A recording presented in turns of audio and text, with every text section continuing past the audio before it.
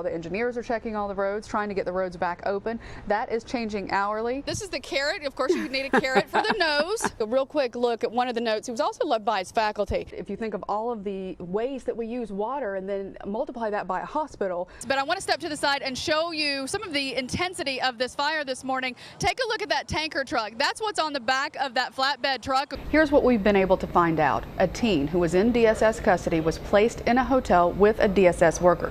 Now, the teen's father tells us on April 4th, he walked away. There is no denying that this is a historical day here in South Carolina. I do want to have a note of interest here, though. I shot this entire story on my iPhone like many people did today, so I joined in the crowd to record and document history in that way. I want to say something about my traverse across the county. Okay.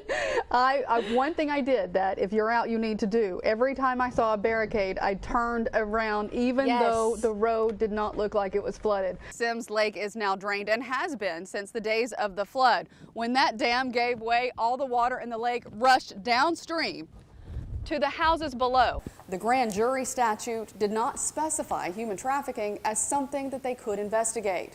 Lawmakers worked this session to make sure that that language is in both laws. The words trafficking in persons or human trafficking now appear in both laws. Slager shot and killed 50-year-old Walter Scott after they say he tried to run away from the officer. There were about 200 people at the rally this morning that started about 10 o'clock, lasted more than an hour. SCE&G's website up, so just in their coverage area in the Midlands, 11,000 people. Makeshift memorial for Officer Greg Aaliyah is growing today as mourners come to pay their respects. I'm here with his wife, Cassie Aaliyah. And Cassie, first of all, we're so sorry for your loss. But you're wanting to get a message out there to people. Tell us about your husband and what kind of police officer he was. So what if someone calls with an emergency here at the Casey Riverwalk? Technology may or may not be able to pinpoint where they are. But we found something that may be going on with your Wi-Fi. Ah, there it is. Don't you hate that thing? Some of the outbursts seem to be over the fact that the chief couldn't give very much about the investigation because SLED has taken over that investigation. Under the weight of all that water, we're so lucky we didn't have more rescues down there. Savannah, even yesterday morning, had to go tell first responders there were people in those cars. My children saying, what do we do? What do we do? And all I could tell them was pray. In the early morning hours of October 5th, Rob Eccles woke up to the sound of rushing water. His wife, Lisa, describes the scary moments her family endured. You got to get up. We've got water in the house, coming in the house, and it was coming under the doors. A lot of scary noises, alarms going off. You could hear the water going down the air vents, and the kids were getting nervous. They decided it was time to get their 5 children and 2 dogs out of the house. It's too deep. It's too rough. We can't do it. But they did. And now, a month later, they are still trying to rebuild their lives. So far, they've only been able to do demolition and decontamination of their home. They are part of a lawsuit against Fort Jackson because of the Sims Lake dam failure. As you can see, Sims Lake is now drained and has been since the days of the flood. When that dam gave way, all the water in the lake rushed downstream to the houses below. And as you can see behind me, the force of that water took out everything in its path. Have 6x6 posts with, half a yard of concrete on each one.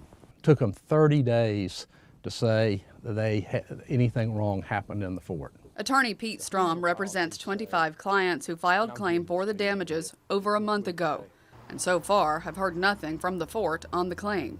We're hopeful that they're going to come talk to us.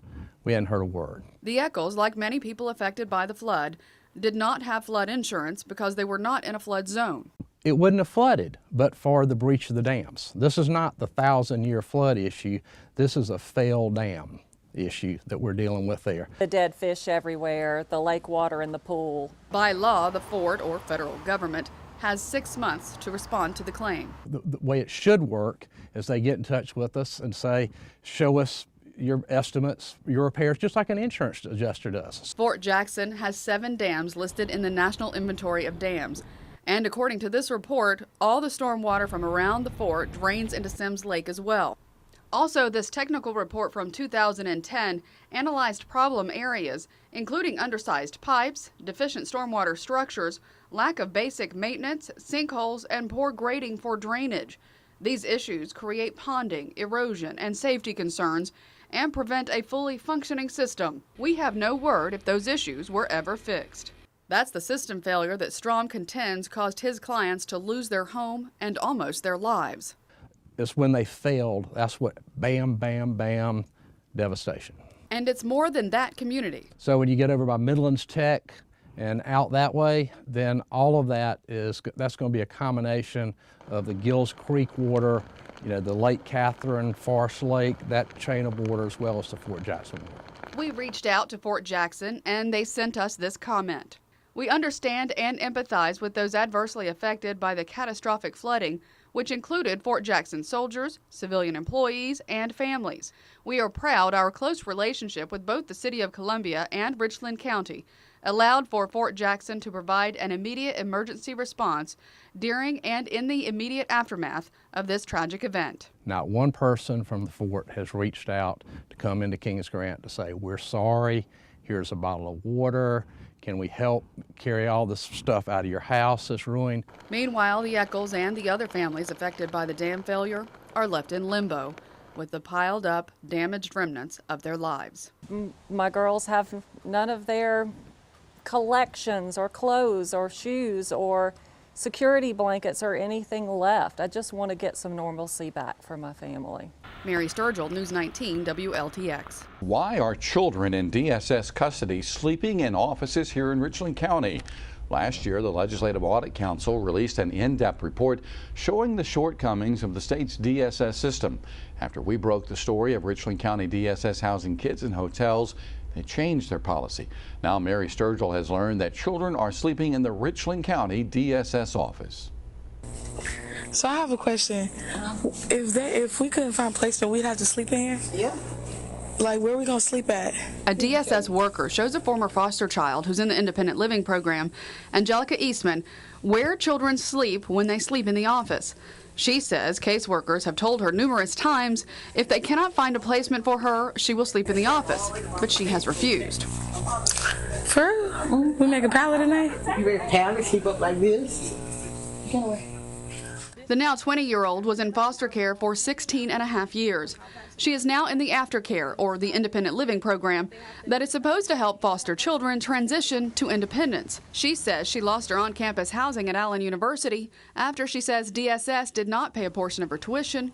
And with no home, she says DSS caseworkers told her she would have to sleep in the Richland County DSS office with the other children they did not have placements for. We don't know if we're going to find you any placement. We've been short on homes for 2.5 weeks now. We have no placements for anyone. I told them, well, I'm not going to sleep in the DSS office. I will have to find myself somewhere to go because I need to wash, I need to be clean and capable to go to school the next morning. On 4 different occasions over the past month, we requested an interview with DSS to ask them about the sleeping situation. Finally meeting with regional team leader Dawn Barton. I know that there's been reports on the hotels, and we've gotten a lot of scrutiny over that. But that's not the best case scenario either. But I think you do have to weigh. I mean, is that better than the county office? Is the county office better than that? We are no longer using hotels as an option for our children. So we just wanted to know if what you see in the video is common practice. So we showed it to her. Spend the night, that's where you stay. That's the room. Anybody. So that answer kind of makes me think that it's more common than not. Or more common than it should be, let's put it that way. I think any time is more common than it should be. Again, I think one time is more common than it should be. Yeah. But I also think that this is not something that has been an ongoing historical problem for the agency. And so I think there most definitely has to be protocols put into place. We do need to have, if we do have to have the situation occur, we do need to have, even if it is an air mattress, we need to have those kinds of access to those kinds of things to make the child as comfortable as possible. Barton tells us she, along with the directors in her region, are working on creating those protocols.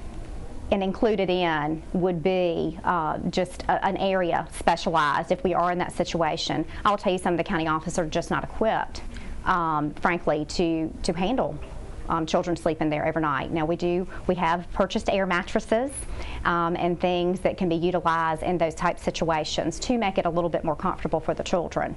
Senator Katrina Shealy is on the DSS Oversight Committee, and she finds the scenario troubling, saying it raises questions that need to be addressed. That's not a good situation. First of all, I don't think boys and girls should be sleeping in the same room. Where is somebody else, is an adult supervisor sleeping or not sleeping, staying awake all night watching these children in this room with these kids? Meanwhile, Eastman says the reason she came forward is to show how the system is broken so it can be fixed. I just want, by someone hearing my story, that they can help these other children, these babies that are sleeping in the office, get them somewhere that they can be safe at instead of being held by DSS. Again, that was Mary Sturgill reporting. DSS says they're working on protocol to make sure that all children and staff are safe if the need arises for them to sleep in an office. Sandy Batten and her husband have been blessed with 2 wonderful boys who happen to have autism. Some children with autism are brilliant, and some children like mine are learning disabled. Those with autism can have varying degrees of difficulty in a multitude of areas, like speech, learning, sensory, and social skills. Some children have splinter skills. Chase is an amazing musician. My son Julian was reading at a 3rd grade level when he was 3 years old, but can barely string 3 or 4 words together in a sentence. Can you write the word black?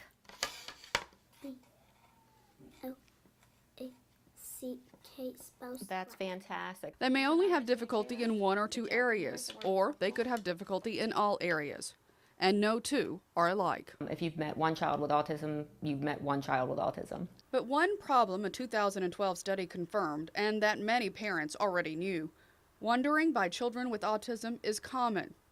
It's dangerous and often ends in tragedy. I think probably you just have children with autism that don't just don't know I'm supposed to go tell mom if I want to leave the home. I mean, it could be anything. It could be, your child just decides that they want to go to the pool at that moment and walk out of your door. One example, 4-year-old Jaden Morrison, who died in December. He left his grandmother's Myrtle Beach home and was later found drowned. With all the child safety locks, with deadbolts on your door, you just absolutely positively never know. I now have a 14-year-old that child locks are meaningless, and he's who knows how to open the door and would open the door for anyone. And he did for me when I came to his house for this story. But there is a way that tragedies like that of little Jaden Morrison could be prevented. It's through 2 types of waivers that are available to those with autism. The IDRD, or Intellectual Disability Related Disabilities Waiver, or CSW, or Community Supports Waiver. This one gives you a capped amount of money that you use per fiscal year. I believe the numbers is in the range of about $11,000, and there's a variety of different services that parents can utilize. So in addition to getting different types of therapies for your child, you could use some of the money for environmental accommodations that could keep your child more safe. I'm going to utilize a service to get an alarm system put in our house. Yeah. They won't pay for the monthly monitoring, but they'll pay to put a chime on my door so I can hear if my child walks out. And that could possibly prevent a tragedy.